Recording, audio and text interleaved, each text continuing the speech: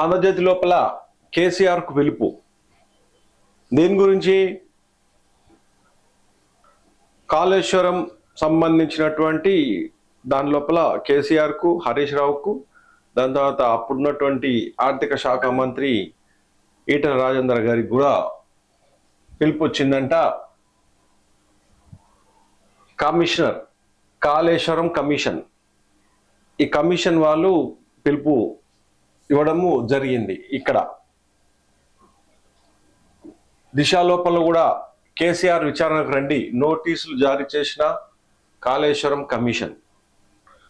తర్వాత నమస్తే తెలంగాణ లోపల అతనివి ఏం లేవు. వాళ్ళు ఏమంటున్నారు అని అంటే అవి రాజకీయ నోటీసులు, మమ్మల్ని ఏం చేయలేవు అని చెప్పేసి వాళ్ళు చెప్తున్నారు. దానిపైన స్పందిస్తూ తర్వాత స్వేచ్ఛ పేపర్లో చూసుకున్నట్టయితే కాళేశ్వరం కమిషన్ నోటీసులు సార్ వస్తారా? కేసీఆర్, హరీష్, ఈటలకు కాళేశ్వరం కమిషన్ పిలుపు. మన సార్ దేనికి రాడు. ఎందుకనంటే అతను ఏం చేయలేదు కాబట్టి దేనికి రాడు. మనము ఏదో చిన్న చిన్న వాళ్ళం కాబట్టి ఏదో పోలీసు వాళ్ళు ఫోన్ చేసినా సరే ఉరుకుతాము, పోలీసులు వచ్చి లేదంటే మనం పట్టుకొని పోతారు.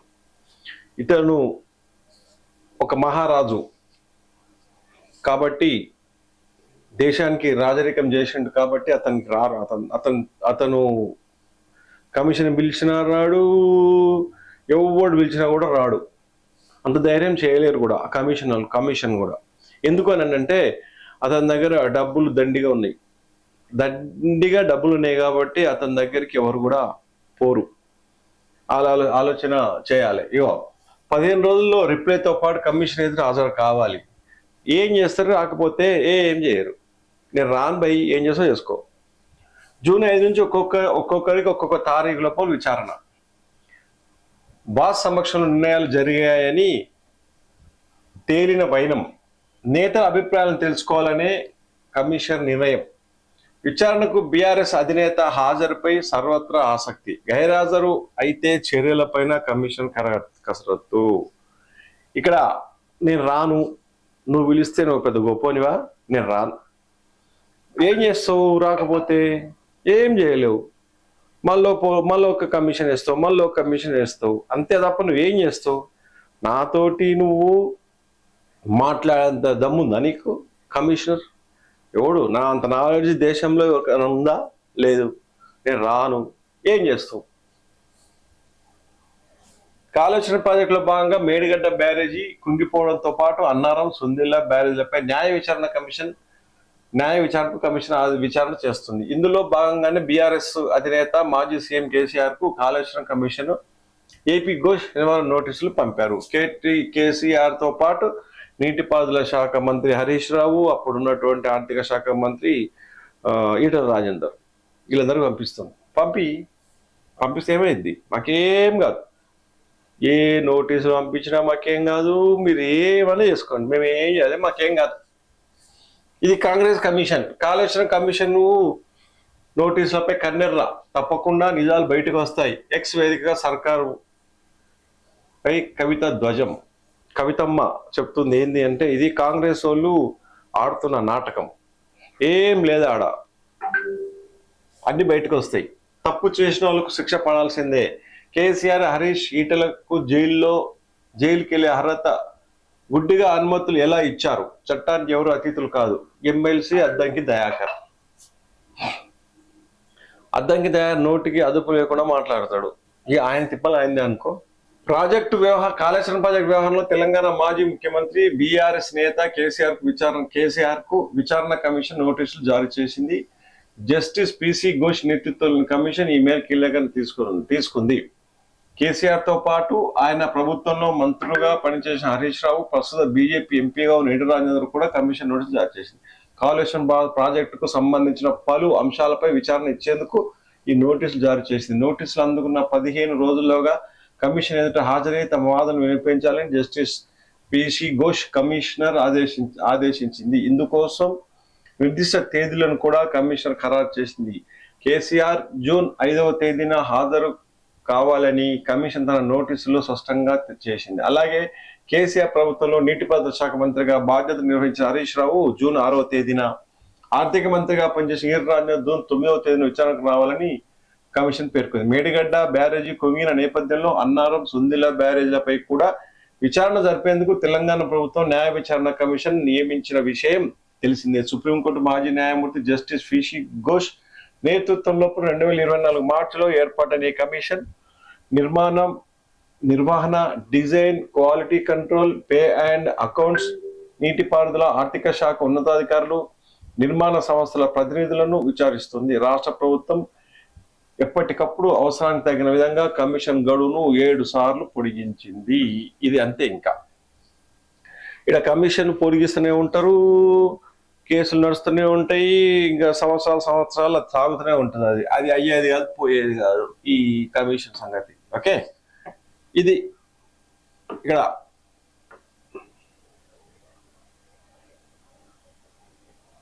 ఇది ఇస్తున్నటువంటి విషయం చూడు. అందులో జ్యోతి లోపల చూద్దాం.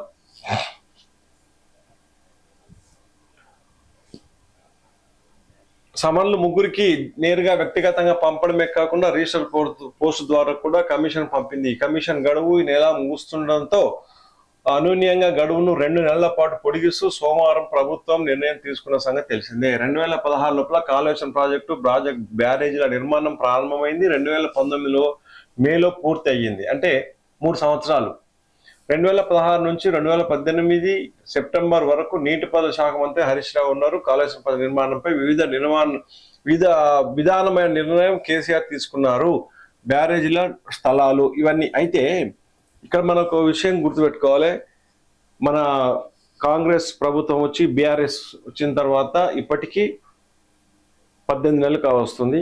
కానీ అదే ఆంధ్రప్రదేశ్ లోపల తెలుగుదేశం పార్టీ ఎన్నికల్లో గెలిచిన తర్వాత అక్కడ ఎవరెవరైతే అన్యాయంగా ఇరుక్కున్నారో, తప్పు అంటే గవర్నమెంట్లో ఉండి తప్పులు చేశారో వాటిపైన ఆంధ్రప్రదేశ్ ప్రభుత్వము త్వరగా అది కేసులను ఫైల్ చేసుకుంటూ దాంట్లో ఉన్నటువంటి వారిని దోషులుగా చేరుస్తూ అందరిని జైలుకు పంపడం జరిగింది.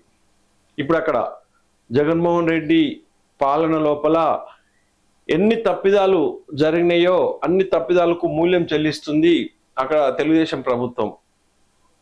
ఇప్పుడు అక్కడ మూల్యము చెల్లింపజేస్తుంది. ఎవరికి? మన వైఎస్ఆర్సీపీలో ఉన్నటువంటి వారికి త్వరగా కేసులు ఫైల్ చేయడం, తప్పులు చేసిన వాళ్ళని తీసిన లోపల నూకడం. ఇప్పుడు దాంట్లో మన ముఖ్యమంత్రి గారు దగ్గర ఒక ఇప్పటికే 12 కేసులు వేశారు. మళ్ళా ఇప్పుడు కొత్త కేసు వచ్చేసి అతనికి స్పెషల్ మందు తయారీ, అతని సొంత జగన్ బ్రాండ్ తయారు చేసినందుకు మద్యం కేసు లోపల కూడా మళ్ళీ ఇంకో కేసు వేయబోతున్నారు. ఇన్ని చేసినా కూడా వాళ్ళు ధైర్యంగా ఏ విధంగా ఉంటారో అర్థం కాదు. అక్కడ వైఎస్ఆర్ ఉన్న రోజుల నుంచి కూడా జగన్మోహన్ రెడ్డి ఎన్నో రకాలైన అవకతవకలు చేసిండు, ఎన్నో రకాలైనటువంటి గీత దాటిండు, అక్రమ ఆస్తులు సంపాదించిండు. క్విడ్ ప్రోకో ద్వారా అక్కడ కొన్ని వేల కోట్ల ఆస్తులు సంపాదించుడు. అయినా కూడా అక్కడ ఉన్న జగన్మోహన్ రెడ్డి ఏం చేయలేకపోతున్నారు. అంటే చట్టాల బలహీనత, లేకపోతే చట్టాలలో ఉన్నటువంటి లొసుకులను వాళ్ళు ఆధారంగా చేసుకొని వాళ్ళు బయట ఉంటున్నారా మనకు తెలియదు. కానీ మొత్తానికైతే అక్కడ జగన్మోహన్ రెడ్డిని వైసీపీ ప్రభుత్వంలో ఉన్నటువంటి ఆ టైంలో పనిచేసినటువంటి ఐఏఎస్, ఐపీఎస్ ఆఫీసర్లు, నిజాయితీ గల ఆఫీసర్లు కూడా లోపల జైల్లో ఉండడము జరిగింది. వైఎస్ రాజశేఖర రెడ్డి ఉన్న టైం లోపల కూడా ఆమె శ్రీలక్ష్మి గుర్తుండే ఉంటుంది, ఐఏఎస్ ఆఫీసర్. ఆమెను వైఎస్ రాజశేఖర రెడ్డి ఓడిపోయినెంబడే ఆమెను తీసుకెళ్లి లోపల నొక్కేసారు. అంటే రాజ్యము ఉన్నప్పుడు, రాజ్యం అంటే మన ప్రభుత్వం లోపల ఉన్నప్పుడు వాళ్ళు ఆడిందే ఆట పాడిందే పాటగా చేస్తే తర్వాత పరిణామాలు అనేది ఎలా ఉంటాయో మళ్ళా మనం చూసినాం. రాజ్యము అంటే పరిపాలన ఏ విధంగా చెయ్యొద్దు అనే దానికి ఉదాహరణ ఎవరా అంటే జగన్మోహన్ రెడ్డి. ఒక రాక్షస పాలన, గుండా పాలన చేయడం జరిగింది మన జగన్మోహన్ రెడ్డి. ఇప్పుడు కూడా జగన్మోహన్ రెడ్డి అదే మాటలు మాట్లాడుతున్నాడు. సరే, అలా దాంట్లో 15 మంది ఐఏఎస్ ఆఫీసర్లు దగ్గర 10 మంది దగ్గర ఐపీఎస్లు వీళ్ళందరూ కూడా లోపలికి పోయారు. రాజకీయ నాయకులు లోపలికి పోయారు. కేసులల్లా గుండాగిరి చేసినటువంటి వారిని అందరినీ కూడా ఒక్కొక్కరిని తీసుకొచ్చి తాట వదిలేస్తున్నారు. ఇప్పుడు మళ్ళీ ఏమంటాడు జగన్మోహన్ రెడ్డి అంటే, మీరు జగన్ 2.0 అంటే ఇంకా 3 years తర్వాత ఎవరైతే మనం అధికారం వస్తామో అప్పుడు వాళ్ళ సంగతి మనం చూద్దాము. ఇప్పుడు ఎవరైతే కార్యకర్తలు ఉన్నారో కార్యకర్తలు సంయమనం పాటించండి, మీరు కేసులు పెట్టించుకోండి, ఏం చేసినా చేయండి, కానీ జగన్ 2.0 వచ్చిన తర్వాత అప్పుడు వాళ్ళ సంగతి మనం చూద్దామని చెప్పేసి హెచ్చరిస్తున్నాడు. అంటే ఎంత బహిరంగంగా న్యూస్ ఛానళ్ళల్లో హెచ్చరించి చెప్తున్నాడు. అంటే వాళ్ళకు చట్టం అంటే గౌరవం లేదా, లేదు అంటే మనుషులంటే గౌరవం లేదా అనేది మనము అర్థం చేసుకోవాలి. ఇక్కడ కూడా అంతే. మన పెద్ద బాసు ఏమన్నా మాట్లాడతాడు, ఏదైనా మాట్లాడతాడు, ఆయన నోటికి ఏది వస్తే అది మాట్లాడతాడు. మనం ఎవరు కూడా ఏమి అన్నికి వీలు లేదు. ఆ బాసును రాజులు రాజరిక పాలన వాళ్ళది కాబట్టి మనం ఏం అనవద్దు ఇట్లా. అయితే ఇక్కడ మనం ఒక దీంట్లో చూద్దాము, 13వ పేజీ లోపల కూడా ఉంది, దాని విషయం చూద్దాం. ఇక్కడ చూడండి, ఇక్కడ కూడా హరీష్ రావు ఈటల రాజేందర్కు సైతం నోటీసులపై ఏం చేద్దాం, ఫామ్ హౌస్ లో కేసీఆర్ హరీష్ రావు చర్చలు, విచారణ తేదీలు వచ్చే నెల 5, 6, 9. ఓకే, మాజీ సీఎం మా బీఆర్ఎస్ అధినేత కేసీఆర్ కు కాళేశ్వరం కమిషన్ మంగళవారం నోటీసు జారీ చేసిన విషయం తెలిసిందే. వచ్చే నెల 5వ తేదీన విచారణకు రావాల్సిందిగా ఫస్ట్ కేసీఆర్ కు, దాని తర్వాత ఈటల రాజేందర్ కు 9వ తారీఖు నాడు, ఈటల రాజేందర్ కు 6వ తారీఖు నాడు హరీష్ రావుకు రావాలి అని చెప్పేసి అని అన్నారు. కేసీఆర్ సహా కాళేశ్వరం బ్యారేజ్ నిర్మాణ సమయంలో నీటిపారుదల మంత్రి హరీష్ రావు, ఆర్థిక మంత్రి ఈటల రాజేందర్ నోటీసు జారీ అయ్యాయి.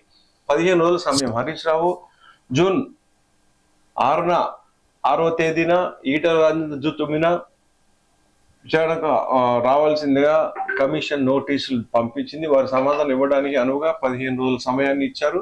వారి విచారణ అనంతరం నివేదికను ప్రభుత్వానికి కాళేశ్వరం కమిషన్ సమర్పించనుంది. ఇప్పటికే తుది నివేదిక సిద్ధం అయ్యింది. ఆ ముగ్గురు విచారణ అనంతరం కంప్లీట్ ఇన్వెస్టిగేషన్ పూర్తి కానుంది. ఇప్పటి వరకు 109 మందిని కాళేశ్వరం కమిషన్ విచారణ చేయగా దానిలో నీటిపారుదల శాఖ ఇంజనీర్లు, అధికారులు, ఐఏఎస్ అధికారులు, ఆర్థిక శాఖ అధికారులు, వివిధ సంఘాల ప్రతినిధులు విచారణకు హాజరై అఫిడవిట్ సమర్పించారు. తనకు తెలిసిన ఆధారాలు కమిషన్ సమర్పించారు. దాదాపు అందరూ బ్యారేజీ ప్రాజెక్టు విషయం లోపల 7వ పేజీలో చూద్దాం.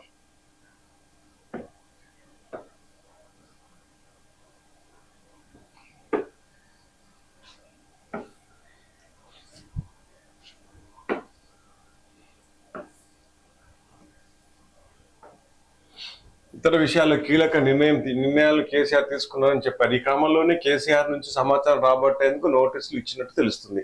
లిఖితపూర్వకంగా స్వయంగా హాజరు కావడమా, అయితే మేము వస్తామా లేకపోతే మేము లిఖితపూర్వకంగా ఇస్తామా అని చెప్పేసి చెప్తున్నారు ఇక్కడ. అయితే విచారణ కమిషన్ కు కేసీఆర్ స్వయంగా హాజరవుతారా లేదా లిఖితపూర్వకంగా కేసీఆర్ సమాధానం ఇస్తారా అనేది ఆసక్తికరంగా మారింది. గతంలో విద్యుత్ కమిషన్ విచారణకు కేసీఆర్ హాజరు కాకుండానే లేఖ రాశారు. కమిషన్ ముందే ఒక నిర్ణయానికి వచ్చిందని, ఇక తాను ఎందుకు హాజరు కావడం, ఆయనను మార్చాలంటూ కోర్టులో సవాల్ వేశారు. దీంతో విద్యుత్ కమిషన్ చైర్మన్ ను మార్చాలని కోర్టు తీర్పిచ్చింది.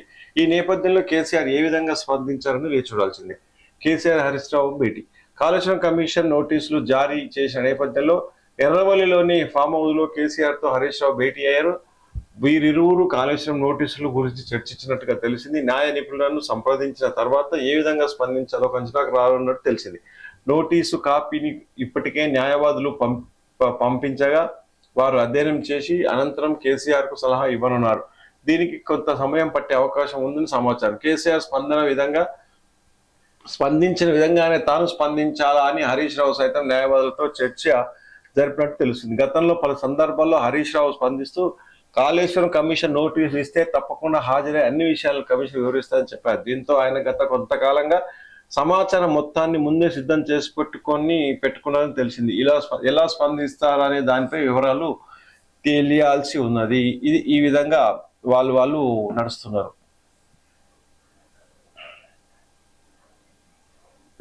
ఇప్పుడు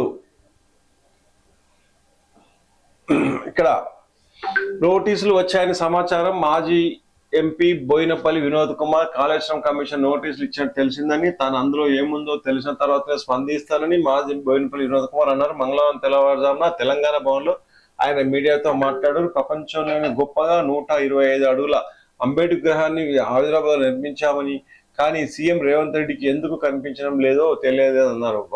మిస్ వరల్డ్ పోటీదారులకు అంబేద్కర్ విగ్రహం వద్దకు ఎందుకు తీసుకోవడం లేదో సీఎం సమాధానం చెప్పాలి అని అన్నారు. ఇది ఒక చెత్త. గులాబీ కాళేశ్వరం గుబులు విచారణకు హాజరవుతారా, సైలెంట్ గా ఉండిపోతారా? చూడు ఇక్కడ రాష్ట్ర వ్యాప్తంగా గులాబీ కార్యకర్తలు మొదలైన చర్చ. భవిష్యత్ పరిణామాలు తలుచుకుంటూ టెన్షన్.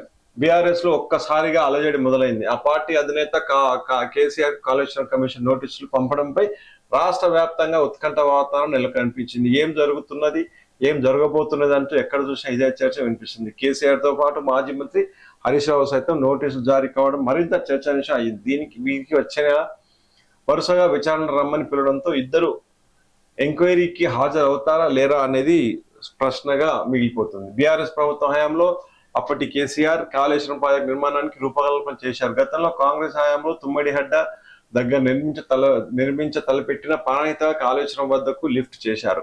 దీనికి సంబంధించి ప్లానింగ్, నిర్మాణాలు, డీజిల్ తదితర వాటన్నింటినీ ఆయన నేతృత్వంలో జరిగినట్టు అధికారులు చెబుతున్నారు. అయితే 5,000 కోట్లతో నిర్మించిన ప్రాజెక్టు గత అసెంబ్లీ ఎన్నికలకు ముందు అక్టోబర్ 21, 2023న మేడిగడ్డ బ్యారేజీని 7వ బ్లాక్ మీటర్న్నర వరకు భూమిలోకి కుంగింది. ఈ అంశాన్ని కాంగ్రెస్ ప్రభుత్వం సీరియస్ గా తీసుకొని విచారణ ఆదేశించింది. 2024 మార్చిలో supreme court retired judge PC Ghosh నేతృత్వంలో ఎంక్వైరీ కమిషన్ ఏర్పాటు చేసింది. అప్పటి నుంచి ఇప్పటి వరకు కమిషన్ 109 మంది అధికారులను నిర్వహణ, design, quality control, pay and accounts, నీటిపారుదల, ఆర్థిక శాఖ ఉన్నతాధికారులు, నిర్మాణ సంస్థలు పరిధిని విచారించి వారంతా తాము కేసీఆర్ సూచనల మేరకే నడుచుకున్నట్లు స్టేట్మెంట్ ఇచ్చారు.